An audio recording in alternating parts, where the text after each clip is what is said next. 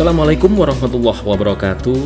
Kita kembali di podcast eksis.id. Saya Mustika Muhammad. Di episode kali ini kita akan berbincang-bincang tentang dampak pandemi COVID-19 terhadap iklim usaha. Anda semua pasti sudah banyak mendengar cerita, Anda semua pasti sudah banyak membaca cerita tentang keluh kesah, tentang strategi-strategi para pengusaha menghadapi dampak pandemi COVID-19 ini. Sektor apapun, usaha kuliner, usaha kerajinan, manufaktur, dan lain sebagainya, semuanya terpukul akibat dampak pandemi COVID-19. Ya, mau bagaimana lagi? Memang kondisinya sudah seperti ini.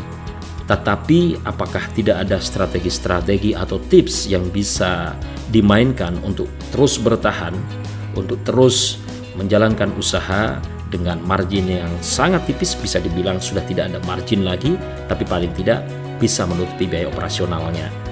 Dan sebenarnya seberapa besar dampak pandemi COVID-19 terhadap iklim usaha di Jawa Timur? Ada Imam Wijoyo dari Indonesia Winning Institute, seorang motivator, seorang konsultan bisnis di Surabaya.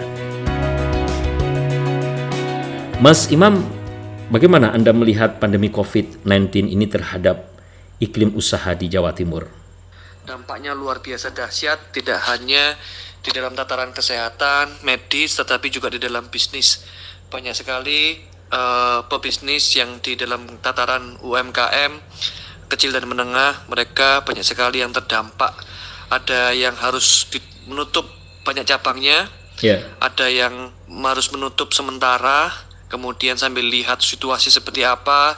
Tetapi memang ada beberapa bidang yang masih bisa berjalan dan bahkan masih bisa make money.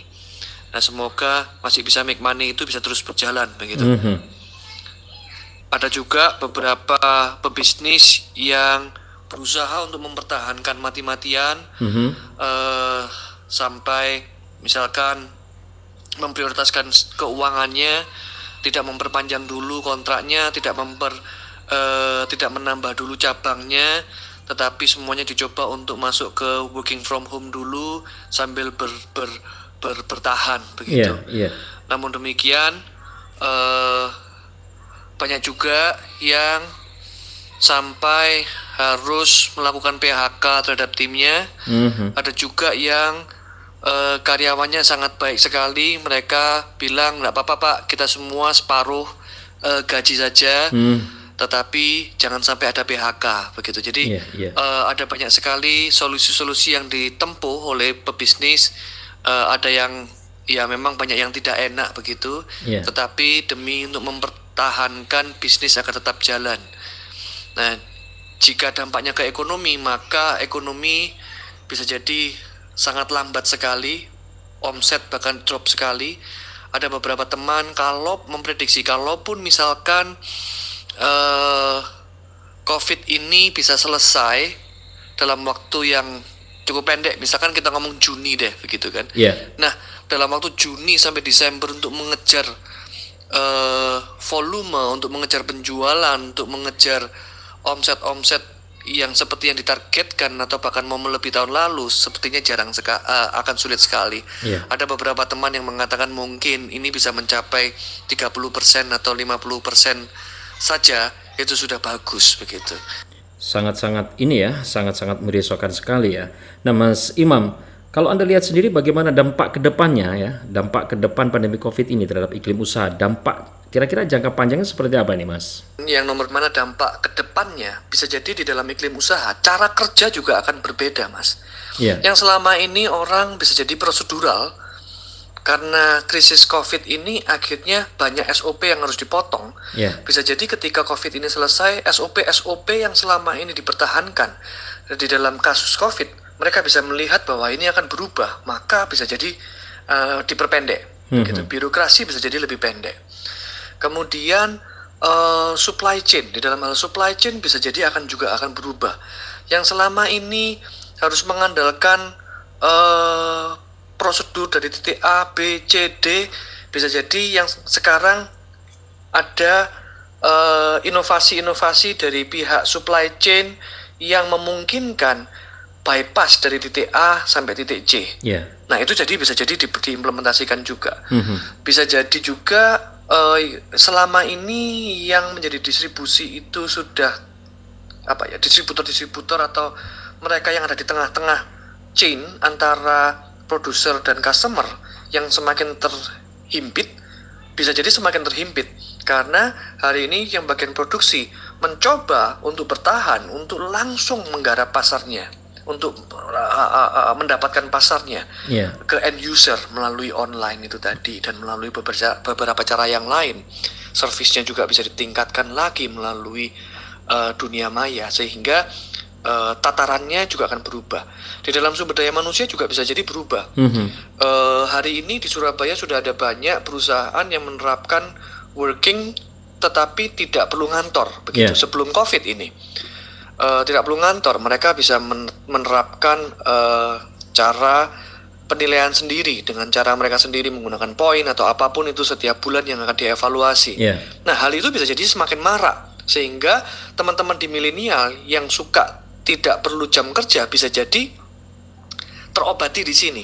Ada banyak pekerjaan yang membuka dengan cara working from home atau dengan cara menggunakan teknologi karena sudah dilakukan sekarang gitu. Bisa jadi perubahan-perubahan ke sana. Cara meeting juga bisa jadi berubah. Yang selama ini meetingnya tatap muka, kemudian hari ini sudah terbiasa online, nantinya akan terus online begitu. Nah, apakah dengan kondisi seperti ini yang tadi Anda sampaikan dari sumber daya manusia sudah mulai ada perubahan-perubahan, kemudian ada SOP yang bisa dipangkas, apakah role model bisnis juga akan berubah ini Mas Imam? Hari ini saja banyak perusahaan yang berusaha untuk bertahan ini bisa bergeser. Maksudnya bergeser itu menggeser strateginya. Ada yang masuk ke lini yang baru, ada yang masuk ke channel yang baru. Maksudnya gimana itu Mas? Yang baru dengan produk-produk yang baru gitu. Untuk yang channel yang baru, mereka yang selama ini belum ada online akhirnya masuk ke online begitu. Ada yang orang-orang yang dulunya menunda untuk menggarap online di dalam memasarkan usahanya, akhirnya hari ini dipaksa untuk menyiapkan online. Akhirnya mereka sekarang masuk ke online dan masih bisa bertahan. Ada yang karena COVID ini akhirnya memproduksi barang-barang baru atau masuk ke bidang-bidang yang lain gitu. Misalkan ada beberapa pebisnis yang pebisnis minuman misalkan, ternyata dia punya grup bisnis yang satunya juga menggarap herbal begitu. Nah, yang satu yang ada yang normal biasanya tidak pernah melihat yang bagian herbal secara omset, hari ini yang bagian herbal ini juga bisa meningkat begitu. Jadi ada terjadi pergeseran. Nah, kedepannya bisa jadi ada banyak perubahan Mas. Yang pertama di dalam bentuk bisnis, model bisnisnya juga akan berubah, banyak berubah. Yang selama ini misalkan masih banyak orang yang tidak ingin masuk ke dalam Internet of Things, di dalam sistem organisasinya misalkan implementasi teknologi dan lain sebagainya. Bisa jadi setelah COVID ini selesai mereka bisa jadi berlomba-lomba akan mengimplementasikan Internet of Things. Kemudian hari ini bisa jadi perusahaan sudah mulai mempersiapkan untuk masuk ke dalam tataran dunia maya, yaitu internet, penjualan melalui internet. Banyak servis-servis yang dilakukan melalui internet dan lain sebagainya. Jadi perubahan model bisnis ini bisa terjadi sangat banyak sekali. Perubahan bisnis ya, distribusi dan lain sebagainya. Ini sekarang ini sudah mulai dilakukan berarti Mas Imam ya. Lalu kira-kira dengan kondisi-kondisi seperti ini Mas, kawan saya juga mengatakan sekarang ini babak belur lah iklim usaha. Kira-kira apa yang harus dilakukan oleh para pelaku usaha menghadapi dampak-dampak COVID seperti saat ini? Saya pernah menyampaikan tentang 5C. Yang pertama yang perlu dilakukan hari ini adalah kontemplasi.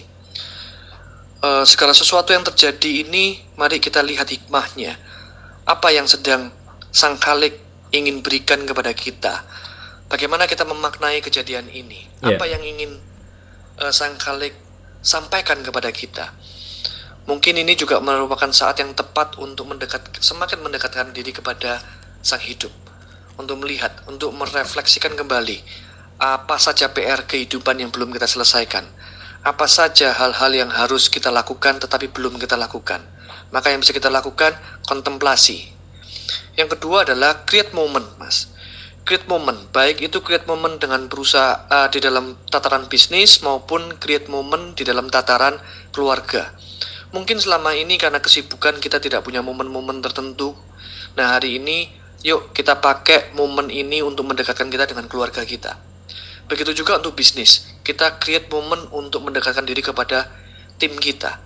Bisa kita rapatkan barisan, kita meeting kembali melalui online, undang tim Anda, kemudian kita bicara, kita adakan momen bicara bersama-sama, rapatkan barisan, strategi apa yang harus kita lakukan. Apa kita perlu reorientasi strategi, atau kita perlu tetap menjalankan perencanaan yang sudah dilakukan. Create moment sehingga tim juga semakin tetap dekat antara satu dengan yang lain. Begitu. Untuk C yang lainnya, Mas? Ya, C yang ketiga adalah capability. Mari kita tingkatkan capability. Selain daripada kita sebagai pimpinan, kita perlu create capability, kita perlu tingkatkan capability kita dengan membaca buku, dengan ada waktu yang sekian banyak ini untuk mengembangkan diri atau skill-skill yang baru. Bisa juga kita meminta tim kita juga untuk melakukan capability, untuk sharing, untuk belajar lagi apa-apa saja yang selama ini ingin diajarkan atau yang diperlukan, skill-skill yang diperlukan bagi mereka. Jadi mari kita tingkatkan capability ini tadi. C yang keempat adalah creative action. Kita tidak bisa hanya berhenti saja, diam saja. Ada beberapa orang yang menanyakan, Pak, atasan saya tidak melakukan apa-apa, seperti nggak jadi kejadian apa-apa. Dan bahkan mereka hanya diam saja, begitu, seperti nggak ada apa-apa. Nah, mari kita melakukan creative action. Setelah tadi yang saya sampaikan di C yang kedua, create moment. Mari kita cari, kita kerucutkan menjadi creative action. Action apa saja yang bisa kita lakukan? Apakah kita perlu melakukan efisiensi yang seperti apa? Apakah kita perlu melakukan cara lain di dalam penjualan? Bagaimana caranya? Apakah kita harus terus mengenjot penjualan? Caranya bagaimana? Biarkan kita momen ini menjadi momen yang baik untuk menghasilkan creative action. Action apa saja? Supaya kita juga semakin agile, semakin adaptif di dalam menyesuaikan di dalam kondisi yang seperti ini. Tetapi yang pasti kita perlu terus maju. Mas Mustika. Jadi biarkan para pebisnis ini terus maju, mengajak timnya berpikir bersama-sama untuk menghasilkan creative action. Dan C yang terakhir, C yang kelima adalah compassion. Nah, di saat-saat seperti ini bisa jadi beberapa perusahaan masih memiliki dana, masih memiliki omset, atau bidang bisnisnya sangat mendekati dengan gerakan sosial. Bisa jadi ada hal-hal yang bisa dilakukan. Compassion, ada banyak orang yang sangat membutuhkan produk Anda mungkin. Ada banyak orang yang membutuhkan keahlian Anda. Mungkin ada banyak sekali orang-orang yang membutuhkan model bisnis Anda. Yuk, lakukan gerakan-gerakan komunitas, gerakan-gerakan kepada masyarakat, sehingga tetap perusahaan kita meskipun tidak make money that much seperti biasanya, tetapi kita tetap bisa berinvestasi dalam kebaikan. Baik, terima kasih Mas Imam Wijoyo, CEO Indonesia Winning Institute, untuk perbincangan kita kali ini.